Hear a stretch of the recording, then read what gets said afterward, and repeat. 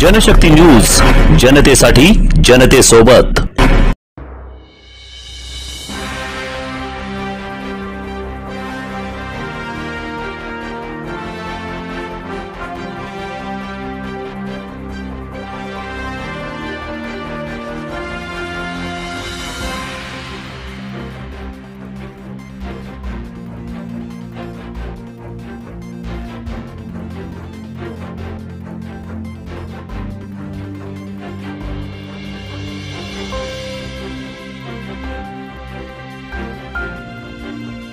एकोणीसशे 94 साली भूकंपग्रस्त मुलांच्या पुनर्वसनासाठी मिल्ली कौन्सिलने काही दानशूर व्यक्तींच्या मदतीने सोलापुरातील विजापूर रोड येथे खरेदी केलेली सुमारे 6 एकर जागा गेल्या 31 वर्षांपासून वापराविना पडून आहे। सध्या या जागेच्या परस्पर विक्रीचा व्हिडिओ सोशल मीडियावर व्हायरल होत असून याबाबत जनशक्ती न्यूजने तपास केला आहे।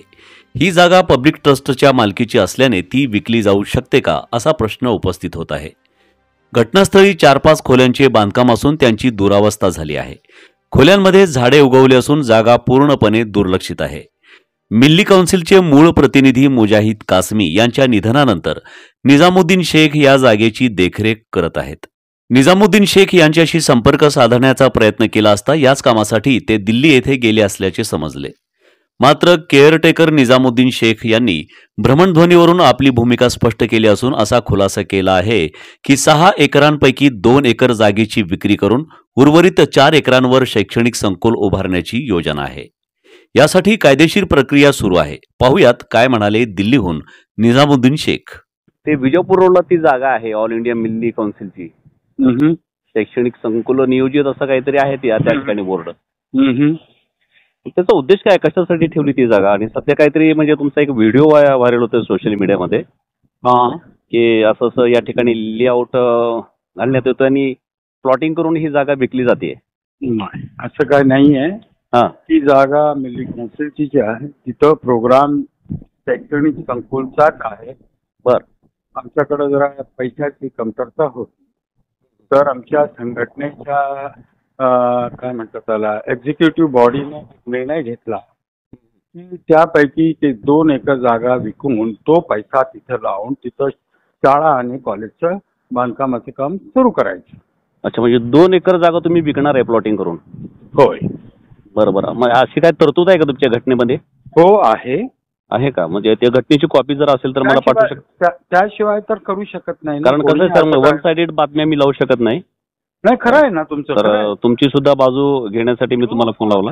अर्थात झालं काय, उगाच काहीतरी पचवायचं आणि त्याला शहरात एक वातावरण निर्मिती करायची। मला एक सांगा तुम्ही, आता तुमच्याकडे एक बातमी आल्यानंतर तुम्ही पहिल्यांदा मला फोन केला, बरोबर, किंवा बोर्डवर बघून माझं नाव फोन केला, ती एक फॅक्च्युअल एन्क्वायरी झाली, बरोबर।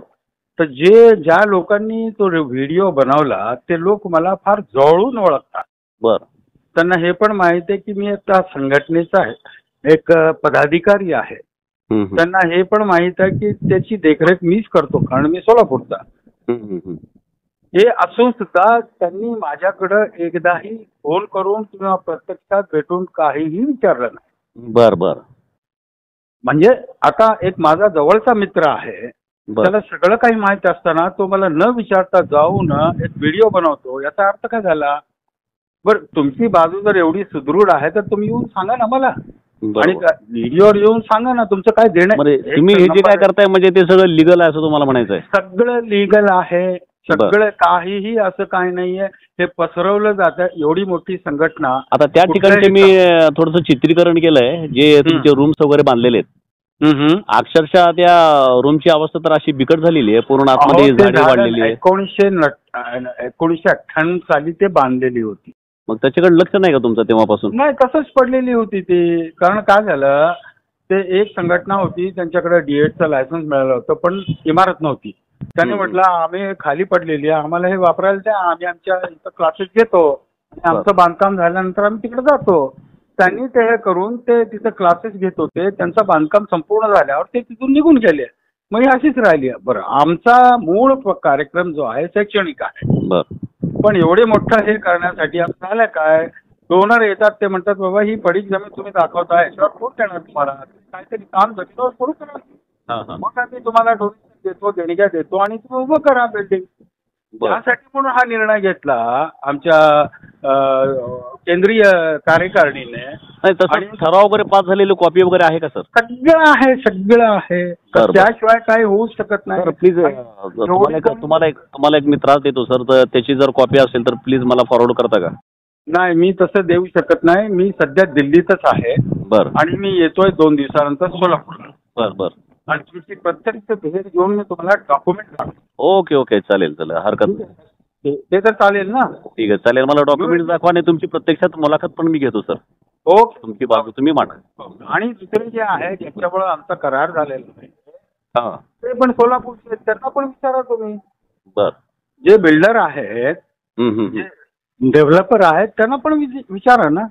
नाही म्हणजे जागा विकण्याची, मला काय म्हणायचं माहितीये का, जागा विकण्याची पाळी तुमच्यावरती का आली हा एक माझा प्रश्न आहे. अनेक डोनर तुमच्या समाजामध्ये आहेत. ते डोनर्सला जर तुम्ही तिकडे गेला असता, त्यांच्याशी अप्रोच तुम्ही झाला असता तर ते ही गोष्ट शक्य झाली असती ना. अहो, डोनर आमच्याकडे आहेत. ते म्हणतात की तुम्ही जमिनीवर काहीतरी सुरू करा पहिल्यांदा, बरं, मग आम्ही हे करतो. आमची एवढी संघटना आहे, दुसऱ्या भारतात इतर राज्यात सुद्धा आमचे मित्र आहेत, सगळे तयार आहेत. तर म्हटलं तुम्ही सुरू करा आणि करा. पण आमच्याकडं आमची आर्थिक परिस्थिती तेवढी चांगली नाही की आम्ही खर्च करून काय करू शकतो. बरं, ठीक आहे. याच्या व्यतिरिक्त फ्युचर प्लॅन काय आहे तुमचा विद्यार्थ्यांसाठी, अनाथ विद्यार्थ्यांसाठी?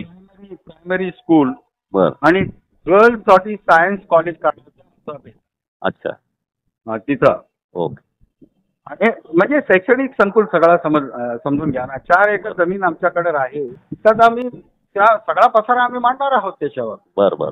त्याच्या नकाशाचे वगैरे काम चाललेले आहेत. चालेल सर, आल्यानंतर थोडंसं मला भेट द्या सर, आणि मी तुमची भेट घेतो आणि डॉक्युमेंट्स काय असतील लिगली तर ते प्लीज मला प्रोव्हाइड करा. काही असो, ही जागा लँड माफियांच्या ताब्यात जाऊ नये अशी जनशक्ती न्यूजची ठाम भूमिका आहे. या जागेवर मुस्लिम समाजासाठी शैक्षणिक, सामाजिक आणि सांस्कृतिक दृष्ट्या विधायक उपक्रम राबवले जावेत अशी अपेक्षा आहे. भूकंपग्रस्त मुलांच्या पुनर्वसनासाठी खरेदी केलेल्या या जागेचा मूळ हेतू साध्य होणे गरजेचे आहे. जनशक्ती न्यूज या प्रकरणावर सतत लक्ष ठेवून असून समाजहितासाठी योग्य पावले उचलली जावीत अशी मागणी करत आहे.